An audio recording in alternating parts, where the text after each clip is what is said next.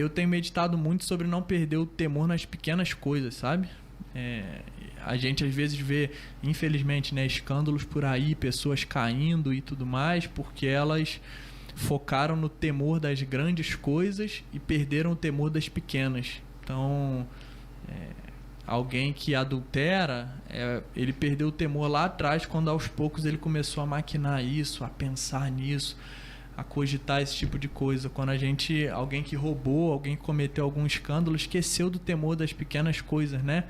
E aí não só, cara, as coisas lícitas e ilícitas, né? Eu tô citando isso, sobre coisas lícitas e ilícitas, mas o que Deus tem me levado a refletir é sobre não perder o temor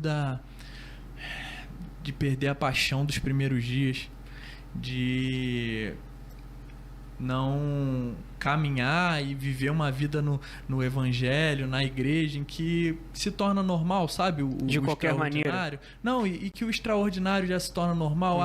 Esse versículo aqui eu já conheço, essa palavra aqui eu já conheço, eu já estou acostumado com tantos novos começos por semana, porque isso é um normal para mim, eu já estou acostumado com aquela palavra daquele pastor. E a gente não tem mais lágrimas nos olhos, o evangelho não grita dentro da gente como antes, sabe? Eu tenho muito temor disso também, sobre não entender o tempo e o modo errado de Deus. Um dos meus maiores temores, assim, cara, é de errar nessa questão do tempo e do modo, de me autopromover, não é nem de dar errado, né? Porque tem muita gente que é assim, cara, eu não posso me autopromover, porque de repente o meu pastor vai me descobrir e aí vai me colocar no banco. Ou eu não posso confessar o meu pecado, porque pode descobrir e eu posso ficar no banco. Mas de verdade o que Deus tem gerado no meu coração é um temor de que essas coisas deem certo. Sim, Olha que loucura.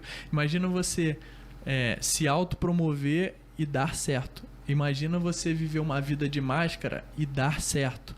É como se a gente tivesse Deus falando, não é o tempo e o modo para você, não é essa estação que eu quero, faz desse jeito, fala com a rocha, e a gente, não, é o tempo agora, eu tô ansioso, eu quero viver, e a gente bate na rocha e sai água, e dá certo. Então eu acho que não perder o temor das pequenas coisas é isso, sabe? Sobre entender o que Deus quer pra gente, o que Deus me chamou pra ser fiel, o que Deus chamou o Igor pra ser fiel hoje, sabe?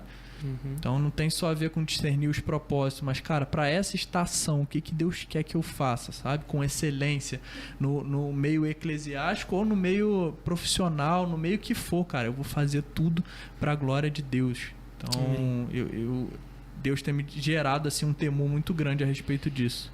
É ser fiel às coisas que Deus colocou na nossa vida hoje, né? É cuidar das coisas dele e ele vai cuidando das nossas. E tudo que você falou é o básico, do básico para a vida do cristão. Não adulterar, não roubar, é até um princípio moral. Então, todas essas coisas, cara, elas devem acompanhar o cristão desde o seu novo nascimento, né? Confessar os pecados uns aos outros, claro, com o seu líder espiritual, até porque, irmão, eu creio que a confissão do pecado é a demonstração do arrependimento. Eu nem sei se eu já falei isso aqui em algum podcast, porque quando nós confessamos os nossos pecados aos nossos líderes, né, de fato nós estamos nos arrependendo daquilo que nós fizemos, porque Deus, ele já sabe o que a gente fez, né? A gente não tá falando para Deus. Ele sabe de todas as coisas, né? Ele é onisciente, onipresente, onipotente. Então, quando nós chegamos para o nosso líder e confessamos, é sinal de que realmente nós nos arrependemos daquilo que nós fizemos e nós queremos mudar as nossas atitudes, né? Para que os pecados não se tornem iniquidade. E muitas vezes é até a comprovação, né, cara? Que a gente está muito mais preocupado com o nosso caráter do que com a nossa reputação. Exato. Então, às vezes a gente não tem coragem de se abrir porque podem ser que pensem tal, podem ser... Não, cara, minha maior preocupação é ter um caráter aprovado por Jesus. Então eu não me importo de abrir as minhas fragilidades para minha liderança. Sim. Porque eu, na verdade, desejo que minha liderança saiba, até porque minha liderança confia em mim, e eu desejo que a minha liderança confie as coisas sabendo do meu pior, cara. Porque saber do nosso melhor, receber o tapa nas costas, Igor, Jonatas, Igor, você é uma referência e tal, mas eu oro muito para que a gente seja referência de fato de cristãos genuínos, sabe? Que as pessoas saibam do nosso pior, mas, cara, são pessoas de verdade, sabe? São crentes de verdade.